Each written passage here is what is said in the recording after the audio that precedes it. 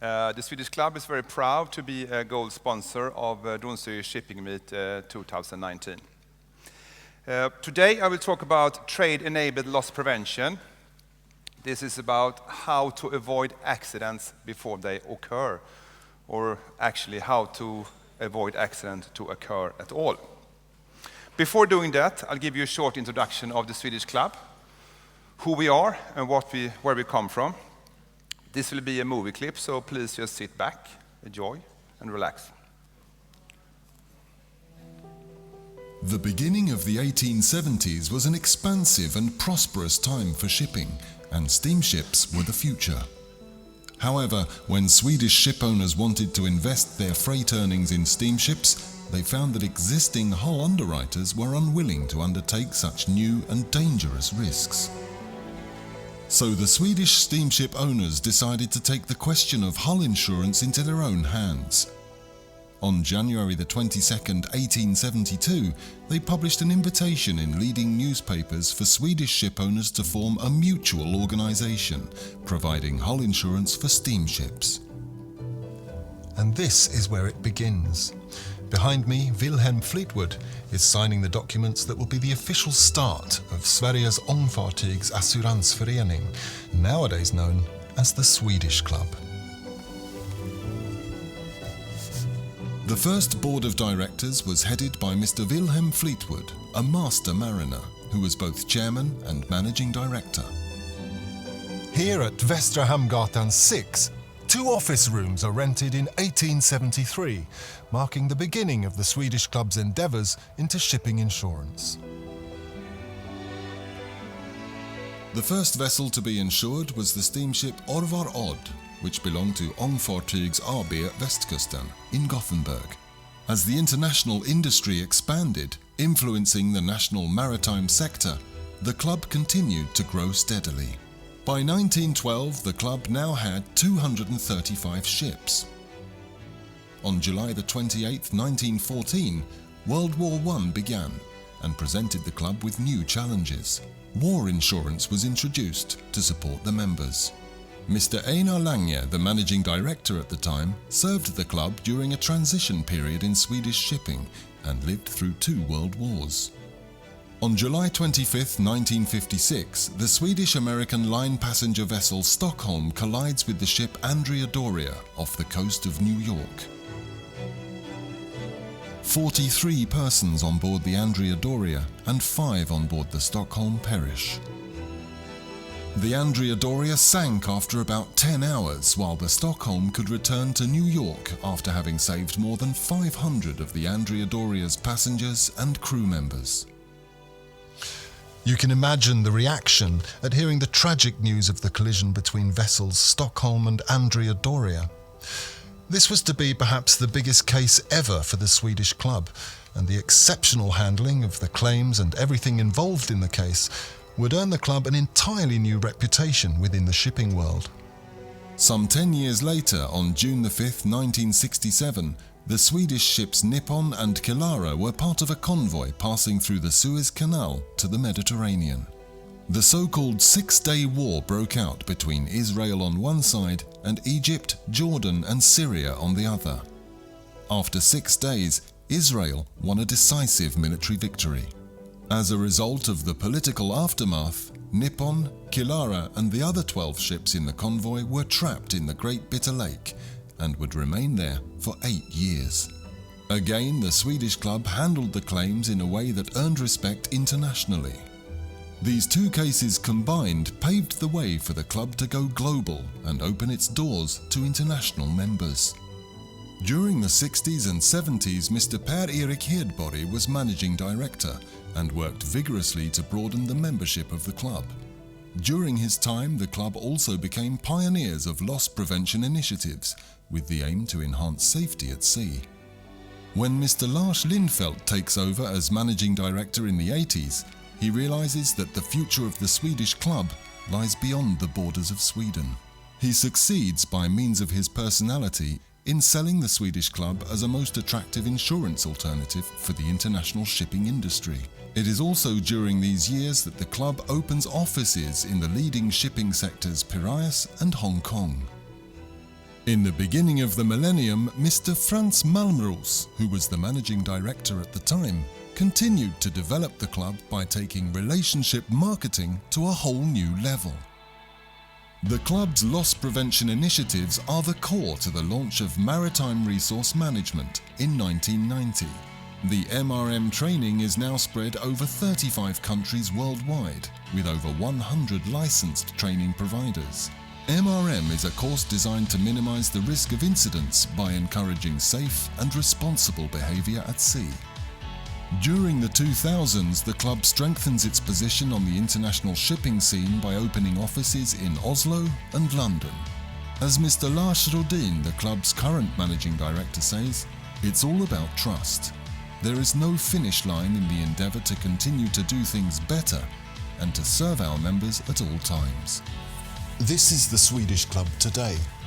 Here, club experts strive constantly to support their members and business partners all over the world and to provide the very best marine insurance solutions adapted to each specific need.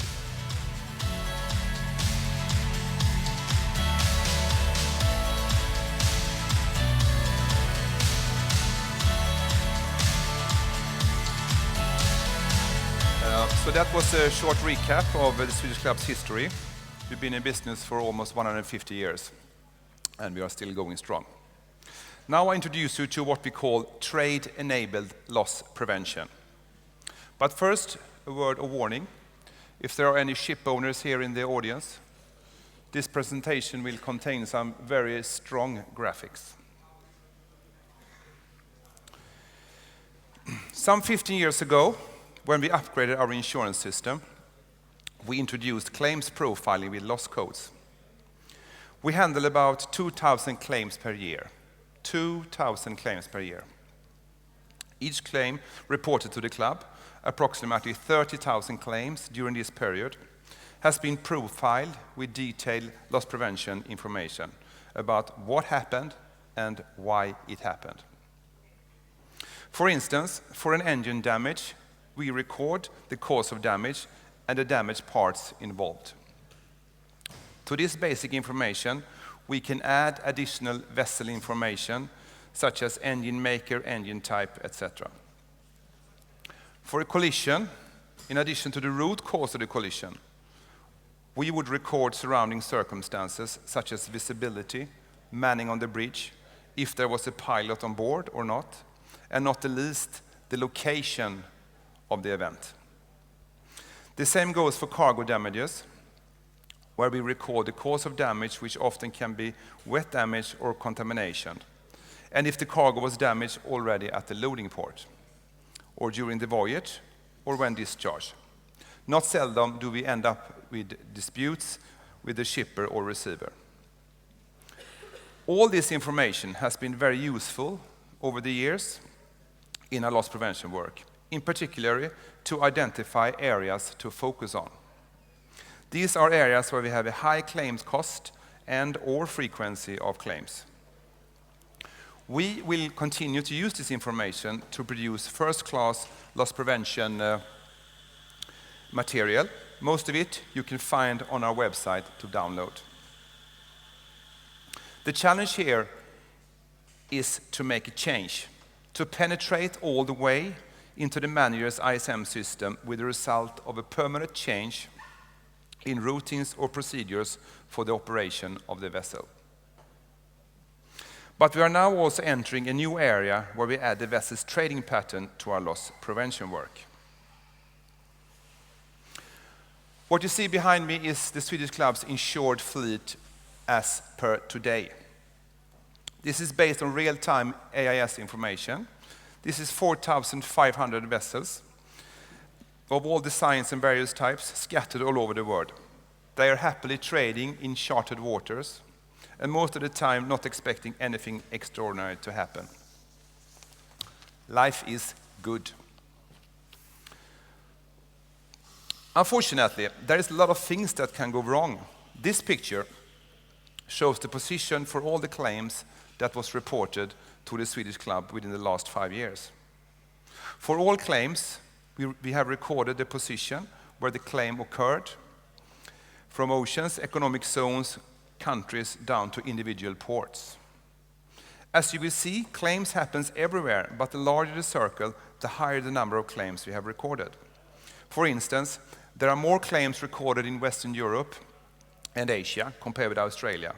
But this is of course because the heavier trading density in Western Europe and China compared with Australia.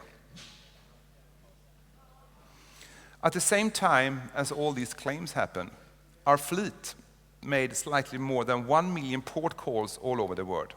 Again, the bigger the circle, the higher the number of port calls.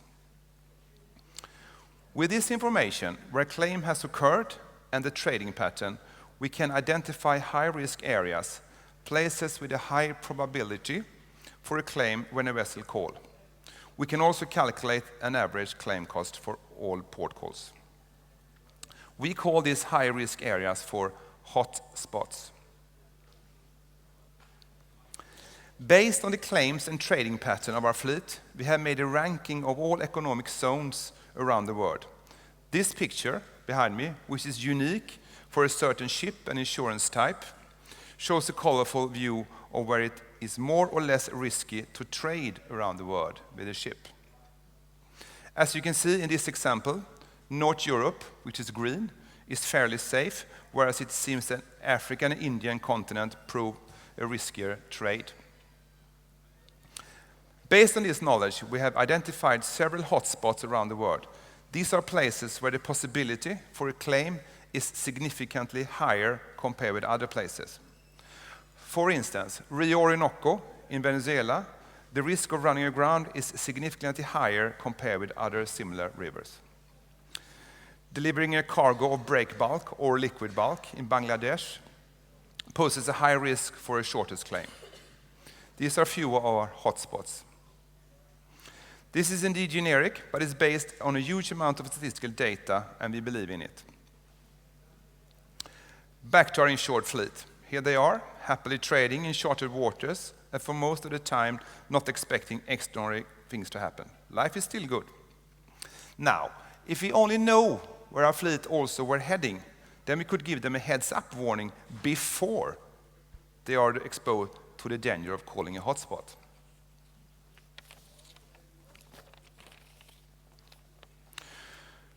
With the use of today's technology, we have the ability to know where a vessel is, but we also know where she is heading in real time. In this example behind me, the motor vessel Piranha Warrior is heading for Bahia Blanca. This is a hotspot with a difficult approach, strong current, shifting sandbanks, and a high risk for groundings. Based on this information, and to highlight the risk ahead, we will send out a tailor-made loss prevention advice to the master of Piranha Warrior a few days before the vessel is due to arrive at the port. Hopefully, the master and the crew will take precautions and reduce the risk for a claim to occur. And this is good for everyone. So, in summary, this is trade-enabled loss prevention. We have identified hotspots around the globe where the risk for a claim is higher than usual. In real time, we identify insured vessels heading for hotspots. A few days before arrival, we send the vessel a tailor-made loss prevention advice. In addition to our perception of these hotspots, we also invite our local correspondent to contribute with relevant and current information in the loss prevention advice. Again, the challenge is here to make sure that the loss prevention information reaches all the way to the vessel and that it produces a shift in routines or procedures. To be taken seriously, the information shall be relevant for the particular ship type and cargo, and also fresh with updated information from local sources. The Trade-Enabled Loss Prevention Program is under implementation during this autumn. We believe it will be of great benefit for our members, with the overall goal to reduce claims and promote a safer shipping. The service will be free of charge for our members. Thank you for your attention. Thank you. Thank you, Peter. Well, there are lots of vessels over the world. Yes, indeed. You have been working, as I said in the beginning, for Swedish Club for 25 years, and you started as a boat constructor, educated as one of it. I started as city varvet here in Gothenburg with ship repairing, I must say. Yes. But for most of my career, I've been working with Swedish Club, with handling the technical aspects of claims and loss prevention and so forth. So can you use anything of that education? Yes, it's very useful. And I think what I presented here today is something which is going to be very useful in the future for our members. This is sort of digitalization at its best, where digitalization is supporting this entire project, you can say, you know. But the project itself is quite unique, I would say. And you told us right here that information and knowledge is very important to have in these situations as well, of course. But to förebygga, prevent those occasions that we don't want to see, in a way. But I also wanted to tell you that with the education, that yesterday there was a pre-event here at Donsö where they wanted to get information to the students to recruit to the shipping industry, and that is a very good thing to do, I think. So education and knowledge is very good. Yeah. I thought also of one question. What is the most common loss prevention advice you give? Wow, we give so many advice, you know. But we try to focus on advice which can be sort of a little bit hands-on. It's very easy to say to somebody that you have to change your organization to be a more safety-oriented organization. How do you do that? Of course, there are ways to do that, but I think for us it's really important to find things where we actually can make a change on board a ship, you know, that they start to introduce a procedure or a routine or do some maintenance and things like that. And I think we have been very fortunate in the Swedish Club since we introduced this recording of loss codes for claims for about 15 years ago, because now everyone is talking about information. Information is the new gold, you know. And we have all that information, and from that information, we can use that, and we can make unique. How do you say? We can get results out of that. We can direct us to really focus on what is important, you know. Yes, and it's not enough to just know. You have to act as well. You have to act. Yes. And you have to be out there, and you have to present what you find. We have to deliver it to our members. Yes. You know, and share this information with our members and the shipping community at whole, I think.